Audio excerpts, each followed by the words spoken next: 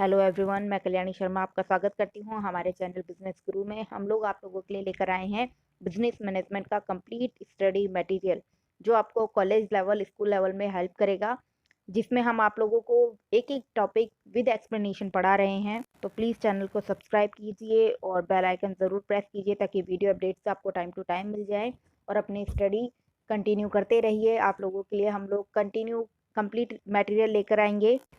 अभी हम लोग आप लोगों के लिए लेकर आए हैं 12th आरबीएससी की कंप्लीट स्टडी मटेरियल, जिसमें आपको एक एक टॉपिक कंप्लीट एक्सप्लेनेशन के साथ आपको समझाया जा रहा है। आपकी कंप्लीट बुक आपको इसमें कवर करवाई जा रही है। तो प्लीज़ चैनल पे बने रहिए, वीडियोस देखते रहिए, लाइक कीजिए, शेयर कीजिए और चैनल सब्सक्राइब ज़रूर की। स्वागत करती हूँ। हम बीएम का 3rd चैप्टर कर रहे थे, प्रबंध के सिद्धांत एवं तकनीकें, जिसमें हम प्रबंध की तकनीक देख रहे थे। हमने अब तक में समझ ली थी उद्देश्य द्वारा प्रबंध किस प्रकार किया जाता है और अपवाद द्वारा प्रबंध क्या होता है। अब हम देखेंगे व्यू रचनात्मक प्रबंध क्या होता है। व्यू रचना से मतलब होता है किसी संरचना का निर्माण करना, या ये बोलें कि सरल शब्दों में बोले तो नियोजन करना, प्लानिंग करना।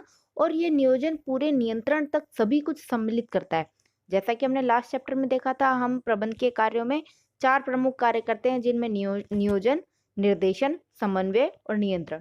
ये पूरी व्यू रचना चलती है, जिसके कार्यक्रम वापस से रिपीट होता है। जैसे ही हम एक उद्देश्य पूरा कर लेते हैं, एक उद्देश्य की प्राप्ति कर लेते हैं, तो पुनः वही कार्य फिर से चालू हो जाता है। यही व्यू रचना कहलाती है।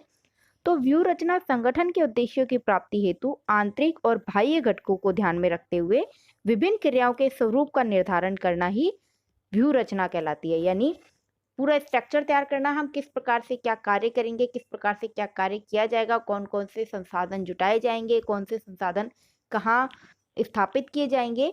ये सभी जो चीज़ें आती हैं, ये सभी जो क्रियाएं आती हैं, जिसे हम बोलते हैं प्री प्लानिंग, यही व्यू रचना कहलाती है। जिसके संबंध में अमेरिकन स्टैनफोर्ड रिसर्च इंस्टीट्यूट ने भी कहा है कि व्यू रचना एक ऐसी प्रणाली है जिसमें संगठन वातावरण को ध्यान में रखते हुए उद्देश्यों की प्राप्ति हेतु अपने मुख्य साधनों और प्रयत्नों का उपयोग किया जाता है।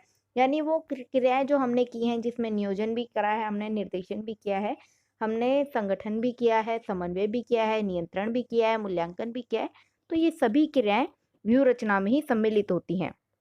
व्यू रचनात्मक प्रबंध का आशय संगठन के लिए पूर्व निर्धारित उद्देश्यों की प्राप्ति हेतु भावी दिशा के बारे में निर्णय लेने और उन निर्णयों को लागू करने से संबंधित होता है। यानी कोई प्लानिंग करना या आवश्यक निर्णय लेना ही व्यू रचना कहलाता है। व्यू रचनात्मक तकनीक के संबंध में कई विद्वानों ने कई प्रकार की परिभाषा दी हैं, जिनमें से एक है जॉर्ज एम गुलिक। उन्होंने कहा था कि व्यू रचना प्रबंध निर्णय और कार्यवाही को एक प्रवाह है जो निगमीय उद्देश्यों की प्राप्ति की सहायता हेतु प्रभावी व्यू रचना के विकास का मार्ग प्रशस्त करता है। यानी कि वो सभी गतिविधियां किस प्रकार से लागू की जाएंगी, जो हमने प्लानिंग की है वो किस प्रकार से क्रियान्वित होगी, उनके लिए पूरा एक स्ट्रक्चर तैयार करना ही व्यू रचना कहलाता है। व्यू रचनात्मक प्रबंध प्रक्रिया का वह पथ है जिसके अंतर्गत व्यू रचनाकर्ता उद्देश्यों का निर्धारण करता है एवं व्यू रचनात्मक निर्णय लेता है। यानी कि जिसे हम प्रबंधक कहते हैं, वो क्या काम करता है, पहले तो उद्देश्य निर्धारित करेगा, फिर उनके संबंध में आवश्यक नियोजन करेगा, निर्णय लेगा, सभी संसाधनों का व्यवस्थीकरण करेगा, संगठन करेगा, समन्वय करेगा, निर्देशन करेगा, ये सभी कार्य करेगा। तो व्यू रचना का सिर्फ एक सिंपल सा मीनिंग हो सकता है, जिसे हम बोल सकते हैं नियोजन करना या निर्णय करना। नियोजन हमेशा निर्णय के साथ ही चलता है। इस प्रकार व्यू रचनात्मक प्रबंध का अर्थ है संगठन के उद्देश्यों का निर्धारण करना और उसके बाद व्यू रचना का निर्माण करना, यानी कि नियोजन करना अर्थात प्लानिंग करना, एवं उसे क्रियान्वित करने के लिए प्रबंध के प्रक्रिया में क्या क्या आता है, नियोजन, निर्देशन, समन्वय, संगठन और नियंत्रण, ये सभी कार्य करना और समय अंतराल से उनसे संबंधित उपयुक्त सुधारात्मक कदमों को उठाया जा सकता है, जो नियंत्रण की एक प्रक्रिया कहलाती है। देखते हैं व्यू रचनात्मक प्रबंध की विशेषताएं क्या क्या होती हैं। सबसे पहली विशेषता होती है औपचारिक प्रबंध की प्रक्रिया। यानी ये औपचारिक समूहों में संचालित की जाती है, औपचारिक समूहों में इसका निर्माण होता है और सभी क्रियान्वयन भी औपचारिक समूहों के अंतर्गत ही किया जाता है। तो व्यू रचनात्मक प्रबंध औपचारिक प्रबंध की प्रक्रिया है, क्योंकि इसके अंतर्गत संगठन के उद्देश्य, व्यू रचना का निर्माण, क्रियान्वयन, अनुवर्तन एवं उसके क्रियान्वयन के संबंध में सुधारात्मक कदम उठाए जाते हैं, जो एक औपचारिक समूह के अंतर्गत ही किए जा सकते हैं। यानी हमारे संगठन में जो भी प्रबंध के स्तर है, उसके अंतर्गत ये सभी कार्य किए जाते हैं, ये हमने पिछले लेसन में भी पढ़ा है कि ये सभी कार्य बटे हुए होते हैं, लेकिन इन सबकी जो एक व्यू रचना निर्माण होता है वो उच्च स्तर से की जाती है, यानी कि उच्च प्रबंध के स्तर जो होता है वो करता है और आगे आदेश प्रेषित करता है, आगे काम बांटता है और बाकी के निम्न या अधीनस्थ स्तर उसके आदेशानुसार कार्य करते हैं। तो इसीलिए इसको औपचारिक प्रबंधकीय प्रक्रिया कहा जाता है। अगली विशेषता आती है प्रबंधकों की प्रतिबद्धता। प्रबंधकों की प्रतिबद्धता यानी कि उनके दायित्व दर्शाता है, उनकी जिम्मेदारियां दर्शाता है जो उन्हें निर्वाहित करनी है, क्योंकि ये उच्च स्तरीय कार्य है। जब तक में वो अपने कार्यों को नहीं करेंगे तब तक में अधीनस्थ निष्क्रिय रहेंगे, क्योंकि उनके पास ना तो कोई आदेश होगा, ना कोई उद्देश्य होगा, ना ही कोई कार्य होगा, तो फिर वो किसका पालन करेंगे। तो यहाँ पे प्रबंधकों की प्रतिबद्धता दिखती है, उनको सर्वप्रथम कार्य करना जरूरी है, वो चलेंगे तो फिर अधीनस्थ चलेंगे। यानी कि यहाँ पे प्रबंधक एक रेल के इंजन की तरह है जो सभी डिब्बों को साथ में लेकर चलता है। तो देखिए प्रबंधकों की प्रतिबद्धता में यह प्रबंधकों की प्रतिबद्धता को इस रूप में प्रकट करता है कि वे कुछ निश्चित व्यू रचना को अपनाएंगे और ऐसे संसाधन उपलब्ध करवाएंगे ताकि संगठन के उद्देश्यों की पूर्ति हो सके। यहाँ पे वो आवश्यक नियोजन करके आदेश प्रेषित करेंगे, तभी तो अन्य संगठन, अन्य विभाग और अधीनस्थ अधिकारी किसी कार्य को करवाएंगे।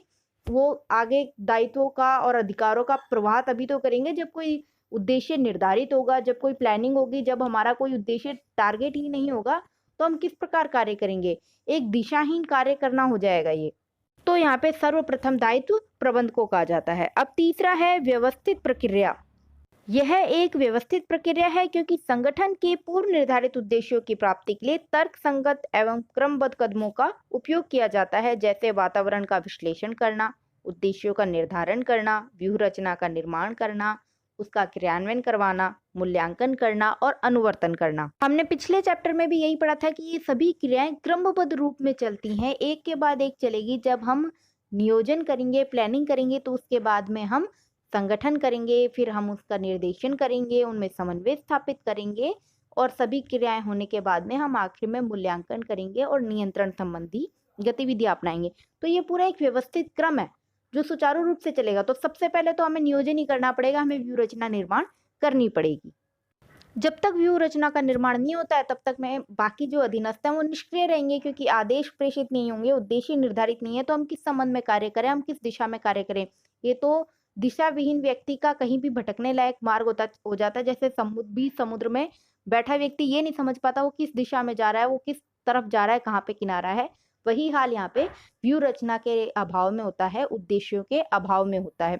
इसलिए सर्वप्रथम उद्देश्य निर्धारण किया जाएगा। उद्देश्य निर्धारण के बाद में उनके लिए आवश्यक व्यू रचना का निर्माण यानी कि प्लानिंग होगी और फिर अन्य सभी गतिविधियां उसके साथ साथ पीछे पीछे क्रम वाइज चलेंगी। तो इसलिए इसको एक व्यवस्थित प्रक्रिया कहा जाता है। अब अगली विशेषता आती है उच्च स्तरीय प्रबंध। अभी बताया कि ये जो व्यू रचना है उसका अर्थ है नियोजन करना, सबसे पहले उद्देश्यों का निर्धारण करना और फिर उसके आधार पर प्लानिंग करना। ये एक अधीनस्थ अधिकारी नहीं करते हैं या संगठन में जो नियुक्त अधिकारी हैं वो नहीं करते, ये तो उच्च स्तरीय प्रबंधक ही करता है, शीर्ष प्रबंधक ही करता है, उपक्रम का संचालक ही करता है, संस्थापक ही करता है, क्योंकि उसी को तय करना है कि उसकी संस्था का उद्देश्य क्या है, क्यों उसने उपक्रम को स्थापित किया है, वो क्या चाहता है, वो क्या प्राप्त करना चाहता है और उसके लिए उसको प्लानिंग करनी पड़ेगी। इसलिए इसको उच्च स्तरीय प्रबंधक कहते हैं। तो व्यू रचनात्मक प्रबंध का कार्य संगठन में उच्च स्तरीय प्रबंधक द्वारा ही किया जाता है। इसके लिए वे समग्र संगठन के उद्देश्यों एवं व्यू रचनाओं का विकास करते हैं, परिचालन प्रबंध करते हैं और प्रशासनिक प्रबंध का विकास करते हैं। तो ये सभी कार्य उच्च स्तरीय प्रबंधक द्वारा ही किए जाते हैं, क्योंकि नियंत्रण निर्णय उन्हीं के हाथों में है। अगला आता है साध्य एवं संसाधन। व्यू रचनात्मक प्रबंध का संबंध साध्य एवं संसाधन यानी कि साधन दोनों से है। इसका कारण यह है कि यह एक संगठन का उसके लक्ष्य की उपलब्धि के साधन के रूप में उसके वातावरण के साथ संबंधों को ध्यान में रखते हुए प्रबंध करने पर बल देता है। अर्थात हमारा साध्य यानी कि हमारा लक्ष्य, उसकी प्राप्ति के लिए हमारा उपक्रम सिर्फ एक साधन है। हम इस उपक्रम के जरिए ही विभिन्न क्रियाएं करके, विभिन्न गतिविधियां करके अपने उद्देश्य की प्राप्ति कर सकते हैं। तो ये सिर्फ वो एक स्थान मार्ग बोलो या संयंत्र मात्र बोलो जिसके जरिए हम विभिन्न गतिविधियां करते हैं और अपने उद्देश्य की पूर्ति के लिए कार्य करते हैं। तो इस तरीके से यह विभिन्न वातावरणों के साथ संबंधों को ध्यान में रखते हुए प्रबंध करने पर बल देता है। यानी आपके आसपास का वातावरण क्या है, किस प्रकार से वहाँ पे जो अधीनस्थ अधिकारी हैं और अधीनस्थ कर्मचारी हैं या अधिकारी हैं, उनके बीच के संबंध किस तरीके से हैं, किस प्रकार के संयंत्र हैं, किस प्रकार का वातावरण है, उन सबको ध्यान में रख के आपको व्यू रचना का निर्माण करना है। आपको जब भी व्यू रचना निर्माण करनी होती है तो आपको ये ध्यान में रखना होगा कि वहाँ की परिस्थितियाँ किस प्रकार हैं, किस प्रकार का वातावरण है, चाहे वो भौतिक वातावरण हो, चाहे वो पर्यावरणीय वातावरण हो, राजनीतिक वातावरण हो, सामाजिक वातावरण हो, इन सभी को ध्यान में रखकर ही आप व्यू रचना निर्माण कर सकते हो। वरना कोई ना कोई तत्व कल आपके लिए बाधक बन जाएगा। कोई राजनीतिक तत्व आपका बाधक बन सकता है, सामाजिक तत्व आपका बाधक बन सकता है, विभिन्न जटिलताएं आपको आ सकती हैं, पर्यावरण यानी मौसम बदलते ही आपके लिए कुछ ना कुछ बाधा उत्पन्न हो सकती है। तो आपको इन सबको ध्यान में रखकर ही व्यू रचना का निर्माण करना होगा। अगला आता है निर्देशात्मक नियोजन। चूंकि व्यू रचनात्मक प्रबंध दीर्घकालीन ध्येयों को ध्यान में रखते हुए किया जाता है, क्योंकि व्यू रचना हम जिस उद्देश्य के लिए कर रहे हैं वो उद्देश्य तब तक के लिए है जब तक हमारी संस्था स्थापित है, और हम हमारी संस्था को जल्दी से बंद करने वाले तो नहीं है। और ये जो होता है कि इस साल हमें इतना लाभ कमाना है या इस साल हमारा प्रॉफिट इतना करना है, ये तो सिर्फ अल्पकालीन ध्येय है, अल्पकालीन उद्देश्य है जो एक निश्चित समय के लिए होता है। दीर्घकालीन उद्देश्य तो यही है कि हमें हमारी संस्था की ख्याति बढ़ाते हुए लाभों को अर्जित करना है और उसका विस्तार करना है, उसका विकास करना है पूर्ण रूप से, जो एक दीर्घकालिक प्रक्रिया है, क्योंकि वो लंबे समय तक चलेगी। तत्कालीन यानी कि तुरंत तो वो हो नहीं सकती। तो हम महत्वपूर्ण तौर पर इसी उद्देश्य को ध्यान में रखते हैं कि हमें लंबे समय तक अपनी संस्था को विकसित करके विस्तारित रूप देकर लंबे समय तक चलाना है, उसकी ख्याति बढ़ानी है। हम इस उद्देश्य के लिए कार्य कर रहे हैं, ना कि सिर्फ लाभ कमाने के लिए। तो इसके लिए यह संगठन के प्रयासों को एक निश्चित दिशा में प्रेरित करने वाला निर्देशात्मक नियोजन है। अतः इसमें संगठन के मार्गदर्शन हेतु नीतियों का निर्माण किया जाता है, जो कि हम प्लानिंग में करते हैं। अल्पकालीन एवं दीर्घकालीन उद्देश्यों की स्थापना की जाती है, यानी कि छोटे जो दीर्घकालीन उद्देश्य है उसकी पूर्ति में कौन कौन से छोटे छोटे उद्देश्य सहायक होंगे, हम किस प्रकार एक एक सिद्धि करके ऊपर चढ़ेंगे, तो उसी के अकॉर्डिंग पहले निर्धारण किया जाता है कि हमारे अल्पकालीन उद्देश्य क्या क्या है, दीर्घकालीन उद्देश्य क्या क्या है, फिर उसके अकॉर्डिंग हम व्यू रचना का निर्माण करते हैं। तो ये जो अल्पकालीन उद्देश्य का निर्धारण, ये दीर्घकालीन उद्देश्य के निर्धारण की एक व्यू रचना में ही शामिल है, जिसके जरिए हम अपने उद्देश्यों, जिसे हम बोलते हैं दीर्घकालीन उद्देश्य, उनकी पूर्ति करने का प्रयास करते हैं। इसकी अगली विशेषता है गतिशील प्रक्रिया। व्यू रचनात्मक प्रबंध एक गतिशील प्रक्रिया है, क्योंकि संगठन के बाहर विभिन्न क्षेत्रों में बदली हुई परिस्थितियों के अनुसार व्यावसायिक उद्देश्यों, नीतियों, निर्णयों और मूल्यांकन में तुरंत परिवर्तन करना पड़ता है। कई बार परिस्थितियां बदल जाती हैं, तो हमें अपना उद्देश्य भी, जो हमने अल्पकालीन उद्देश्य निर्धारित किया था, उसको बदलना पड़ेगा और उसके अकॉर्डिंग फिर से हमें नियोजन करना पड़ेगा, नियंत्रण करना पड़ेगा, मूल्यांकन करना पड़ेगा। यही नहीं, इसकी आवश्यकता संगठन के साथ विभिन्न हित समूहों और संगठन के हित के कारण भी होती है। कई बार हमें परिस्थितियों ही नहीं परिवर्तन करना पड़ता, कई बार हमें जो हमारे संगठन से हित रखने वाले जो विभिन्न वर्ग हैं, जिन्हें हम निवेशक बोलते हैं, अंशधारी बोलते हैं, और ये जो उत्पाद कच्चा माल हमें उपलब्ध करवाते हैं वो आपूर्तिकर्ता, इन सभी के हितों को ध्यान में रखकर भी हमें अपने उद्देश्यों में परिवर्तन, हमें अपनी योजनाओं में परिवर्तन करना पड़ता है। इसकी अगली विशेषता है भविष्योन्मुखी प्रक्रिया।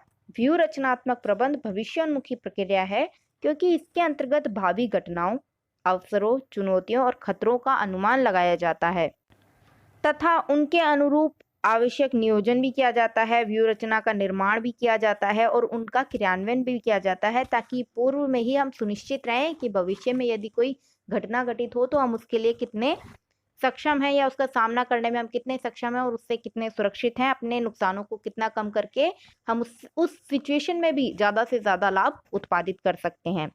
तो इस संबंध में पियर्स और रॉबिन्सन ने कहा है कि यह प्रबंधकों द्वारा अपने प्रतिस्पर्धी वातावरण के लिए अंत्यक्रिया हेतु अपनाई गई वृहत भविष्योन्मुखी योजना है। अब देखते हैं व्यू रचनात्मक प्रबंध का महत्व क्या है, क्यों ये तकनीक अधिक महत्वपूर्ण है।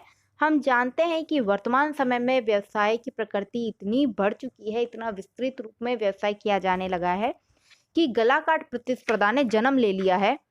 तो ऐसे में अपने प्रतिद्वंदी को हराकर, यानी अपने कॉम्पिटिटर को हराकर अपने अस्तित्व का निर्माण करना और उसे लंबे समय तक बनाकर रखना कोई आसान कार्य नहीं है।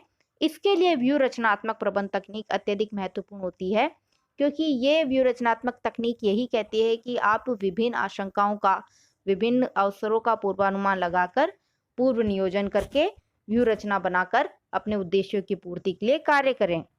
तो इस प्रकार व्यू रचनात्मक प्रबंध के महत्व का सबसे पहला बिंदु या सबसे पहला पॉइंट यही आता है कि व्यवसाय के कुशल संचालन में ये सहायक होता है।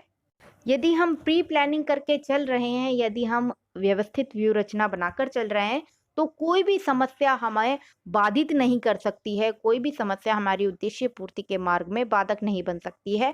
इसलिए व्यू रचनात्मक प्रबंध महत्वपूर्ण है।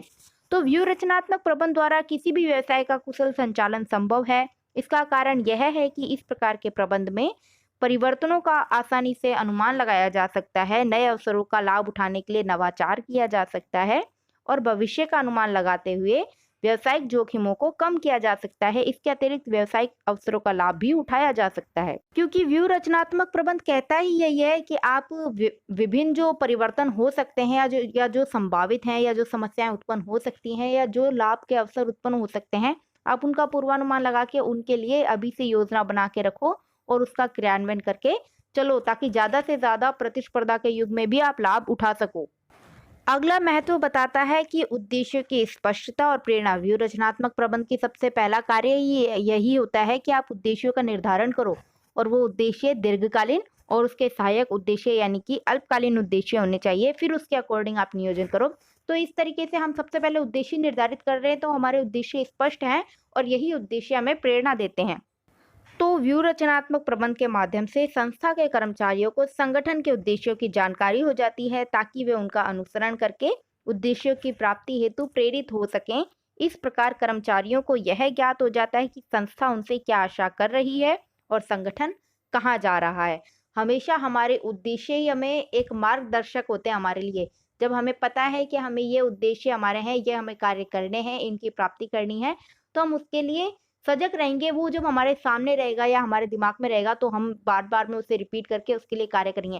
ठीक वैसे ही जब आप एग्जाम से पहले ही अपने मार्क्स डिसाइड कर लेते हो कि मुझे इस बार मार्क्स में 78% या 98% लेकर आने हैं, तो वो उद्देश्य जो आपने निर्धारित कर लिया है वो आपको प्रेरणा देगा। आप जब भी डिस्ट्रैक्ट हो गए तो आपको याद आएगा कि हाँ, मेरे को तो इतने मार्क्स लेकर आने हैं, तो आप फिर से उस काम के लिए लग जाते हो। ठीक इसी प्रकार ये उद्देश्य एक संस्था को यह बताते हैं कि वो क्या काम कर रहा है और जो वो काम कर रहा है उससे उद्देश्य प्राप्ति होगी या नहीं।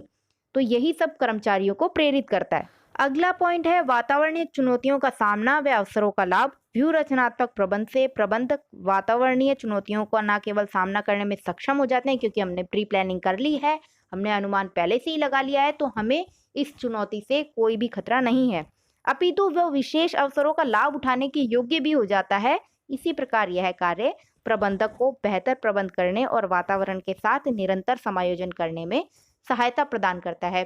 क्यों? क्योंकि वो पूर्वानुमान करके चल रहा है, पूर्वानुमान करके वो पहले से प्लानिंग करके चल रहा है, तो जब वो समस्या उत्पन्न होगी तो वो उसमें सहज ही रहेगा, उसके साथ समायोजित हो जाएगा। लेकिन यदि उसने उन समस्याओं का अनुमान लगाने के बाद भी कोई व्यू रचना का निर्माण नहीं किया था, कोई उपाय के जो भी संसाधन थे वो नहीं जुटाए थे, तब उसे ज्यादा दिक्कत होगी, तब उसे हानि भी उठानी पड़ सकती है।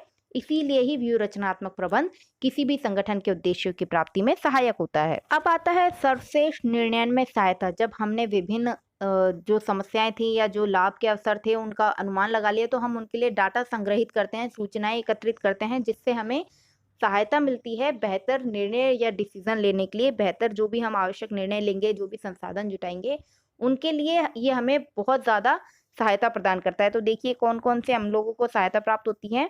वह उन्हें आवश्यक तत्व, समंक यानी कि डाटा और सूचनाएं उपलब्ध करवाता है। ये व्यू रचना हमें ये सब चीज़ें उपलब्ध करवाती है, जिससे हम प्लानिंग करते हैं अपनी। संस्था की मुख्य समस्या की जांच में सहायता करता है कि कौन सी अड़चन मुख्य है जो हमारे उद्देश्य प्राप्ति में बाधक बनेगी। यह महत्वपूर्ण निर्णय लेने का एक व्यवस्थित तरीका भी है। यह सर्वोत्तम विकल्प दर्शाता है, यानी कौन सा बेहतर ऑप्शन है जिसका इस्तेमाल करके हम विभिन्न समस्याओं से निपट सकते हैं। क्योंकि हमारे पास विभिन्न डाटा संग्रहित होंगे, अलग अलग जगह में इस तरीके की समस्याओं से किस प्रकार निपटा गया है, वो सभी रिपोर्ट हम तैयार करते हैं, तो उससे हमें प्री प्लानिंग में हेल्प मिल जाती है। प्रबंधकों को भविष्य में सोचने हेतु बाध्य करता है। व्यू रचना कहती यही है कि आप पूर्वानुमान करके भविष्य की समस्याओं के लिए अभी से ही नियोजन कर लो, तो ये यहाँ पे बाध्यता दर्शा रहा है। अगला पॉइंट आता है संगठन की योग्यता एवं क्षमता में वृद्धि। व्यू रचनात्मक प्रबंध द्वारा संगठन की योग्यता एवं क्षमता में वृद्धि होती है। इसका कारण यह है कि यह वातावरण के साथ अनुकूलतम तालमेल स्थापित करता है और कार्य निष्पादन में संघर्ष को कम करने में सहायता करता है और निम्न रेखा स्तर पर सफलता को सुनिश्चित करता है, क्योंकि इसने कर्मचारियों को उनके उद्देश्य दर्शा दिए। तो उनके मार्ग में जो भी बाधक तत्व आएंगे उनके लिए हम पहले से प्लानिंग करके उन्हें शॉर्ट आउट करने की कोशिश कर रहे हैं। इसके अतिरिक्त विभिन्न व्यक्तियों तथा समूहों के मध्य क्रियाओं के अंतराल दोहराव को कम करता है, क्योंकि इससे सहभागिता के अंतर्गत प्रत्येक व्यक्ति की भूमिका स्पष्ट हो जाती है। व्यू रचना में हम सभी के उद्देश्य निर्धारित कर देते हैं, तो बार बार में हमें संप्रेषण करने की आवश्यकता नहीं होती, बार बार में हमें आदेश निर्देश देने की आवश्यकता नहीं होती, जिससे समय की बचत होती है।